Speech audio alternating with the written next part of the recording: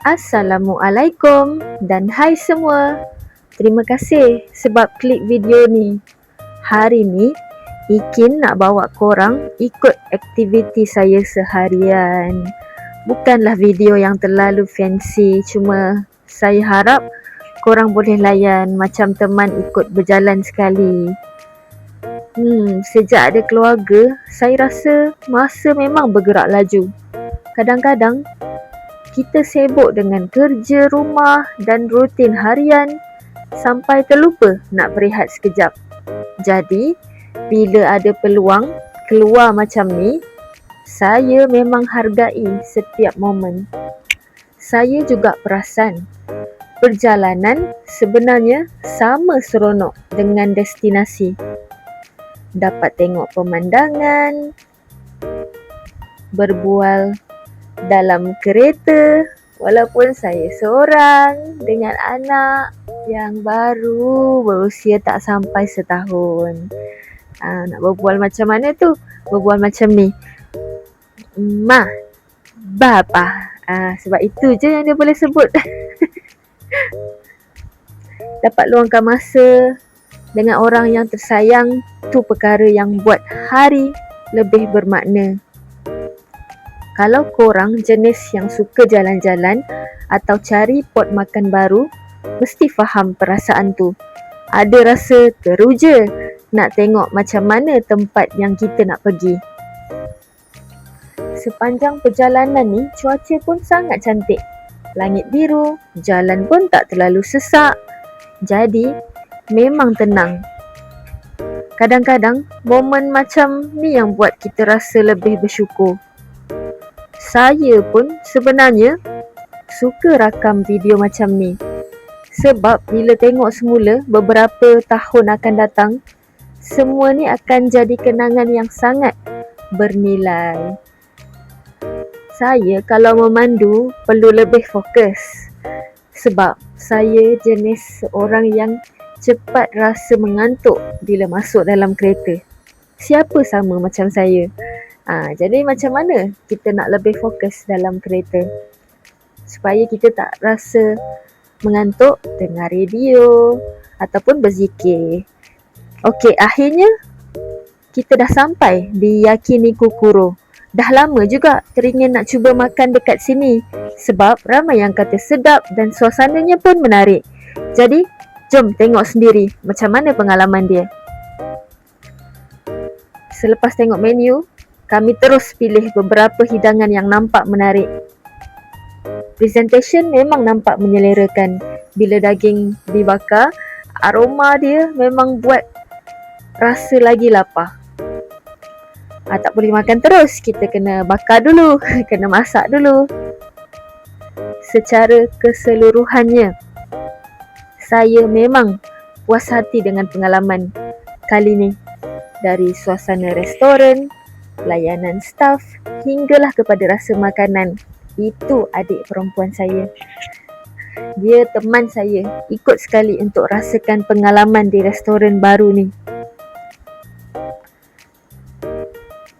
Kalau korang pernah datang sini, cuba komen menu kegemaran korang.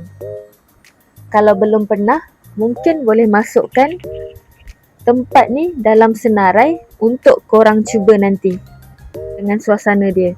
Dari luar lagilah nampak kemas, bila masuk dalam restoran pun rasa selesa. Tak terlalu bising, jadi memang sesuai kalau datang dengan keluarga ataupun nak makan sambil borak dengan kawan-kawan. Salah satu benda yang saya suka bila datang restoran macam ni, pengalaman memasak sendiri dekat meja. Walaupun kena bakar sendiri, itulah yang buat pengalaman makan tu lebih seronok. Sementara tunggu daging masak, kita boleh sembang-sembang dan luangkan masa bersama. Saya rasa zaman sekarang ni, masa bersama keluarga memang sangat berharga. Kadang-kadang bukan sebab makanan tu mahal atau mewah, tapi sebab dapat duduk semeja tanpa tergesa-gesa. Momen macam ni yang saya paling hargai seumur hidup saya. Bila makanan dah sampai ni, satu demi satu, memang rasa tak sabar nak cuba. Presentation dia memang power. Dari segi penyediaan nampak kemas dan menyelerakan. Saya jenis yang jarang makan daging. Jadi, bila dah lama tak dapat daging, memang terus rasa teruja. Harap-harap rasa dia pun sama sedap macam yang ramai orang review. Sementara tunggu semuanya masak, saya nak tanya juga dekat korang. Korang lebih suka makan yakiniku kuro macam ni ataupun barbecue jenis lain? Cuba komen dekat bawah. Saya nak tahu pilihan korang, pilihan restoran korang. Saya, suami saya dan adik perempuan saya sebenarnya suka cuba tempat makan baru sebab setiap restoran ada identiti dia sendiri. Masa saya cuba makanan ni, selepas dah bakar, sampai tersasul, selepas dah bakar daging tu, ya Allah, dah lah masa ni belum makan lagi, sengaja biar perut kosong kan, sebab nak menikmati. Sengaja tak makan berat sebab nak makan dekat restoran ni memang rasa puas hati. Ada yang kita datang sebab makanan kalau restoran ni, ada yang kita datang sebab suasana, dan ada juga tempat yang buat kita nak datang semula sebab layanan dia. Bagi saya, pengalaman makan bukan sekadar kenyang. Ia tentang kenangan yang kita cipta bersama orang yang kita sayang. Walaupun anak perempuan saya baru tak sampai setahun, dia pun boleh tengok balik video ni nanti. So dia boleh tahu yang Ummi, Walid dan Mak Su dia datang ke restoran ni dan cuba rasa makanan berasaskan daging dari restoran ni. Pengalaman makan ni bukan sekadar kenyang.